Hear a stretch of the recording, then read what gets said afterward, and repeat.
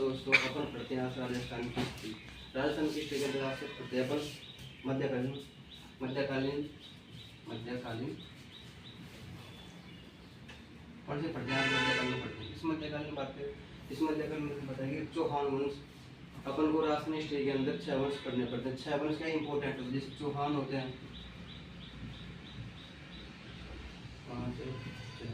जैसे चौहान वंश, चौहान, परमार, प्रतिहार, राठौड़ वंश,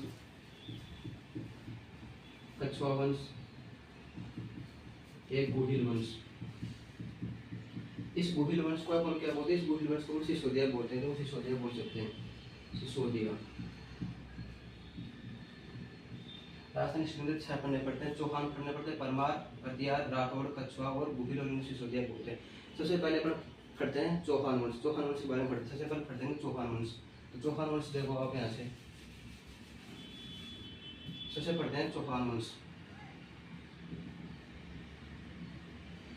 चौहान वंश, इस चौहान वंश के बारे में ये बताया कि चौहान कहाँ से आए थे, कहाँ से इनकी उत्पत्ति हुई है, कौन कौन सी इतिहासकार इनको कौन कौन से मत दिए गए, उनके अंदर चौहानों को किस प्रकार से बताया गया। तो सबसे पहले पढ़ते हैं चौहान वंश। अब चौहान वंश के अंदर सबसे पहले अपन ये पढ़ते हैं कि चौहान वंश की उत्पत्ति कहाँ से हुई थी, कहाँ से आए थे।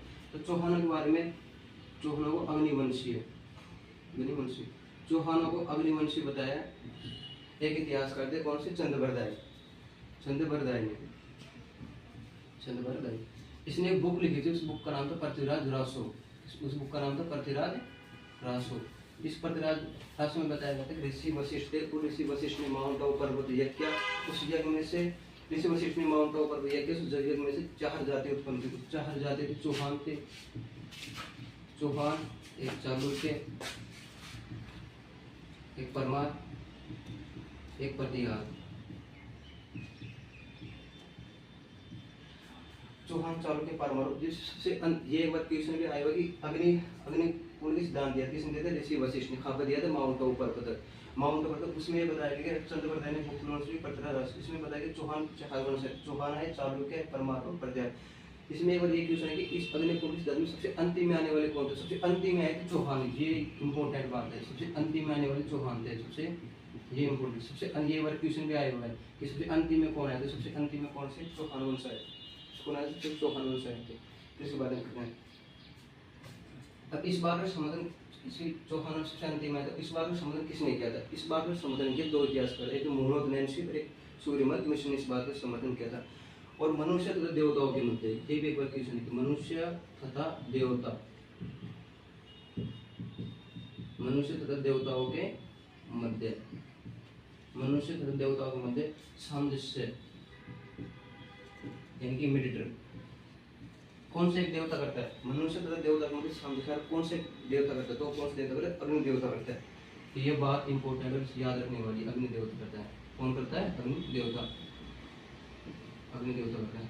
अपन जाते हैं, पहले भी आपने देखा हिस्ट्री के अंदर, अपन पढ़ते हैं, अपन देख सकते हैं समाज में आसपास देखते हैं कि अपन जैसे अपनी मम्मी वगैरह कहीं जाती है, किसी देवता की जाती है, मूर्ति की, तो ऐसे थोड़ी ना कि प्रसाद वहाँ पे सड़क की नहीं आती, बाकायदा अपन अग्नि वगैरह जलाते हैं, उसके अंदर आहुति देते हैं, क्योंकि अग्नि भी एक देवता है। तो अग्नि देवता, तो उसको भी शायद सम्मान के साथ उसके सामने अपन ऐसे हाथ डालते हैं कि हमने आहुति दे, तब उनके मन में ऐसा लगता है नहीं यार मेरा प्रसाद देवताओं ने स्वीकार कर लिया।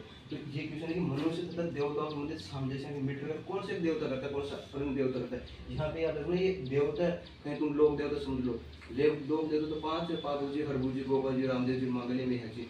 ये के लिए देवता कौन सा देवता, अग्नि देवता है। फिर अपन पढ़ते हैं आगे।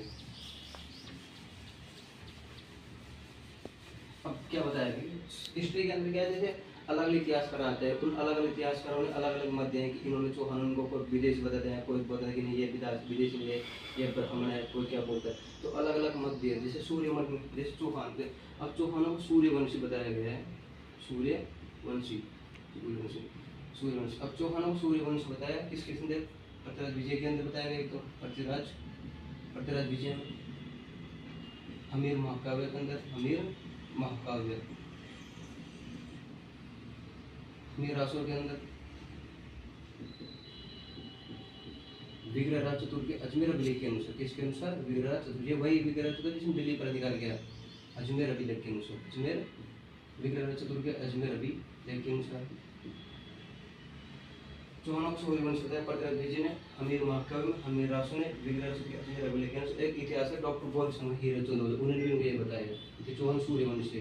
डॉक्टर गौरीशंकर हीराचंद ओझा।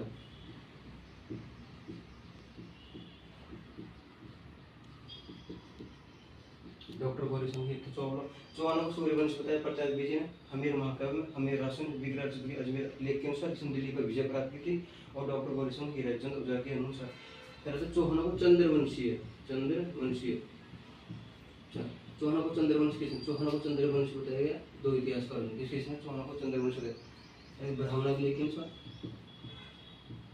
एक चंद्रवती लेख के अनुसार।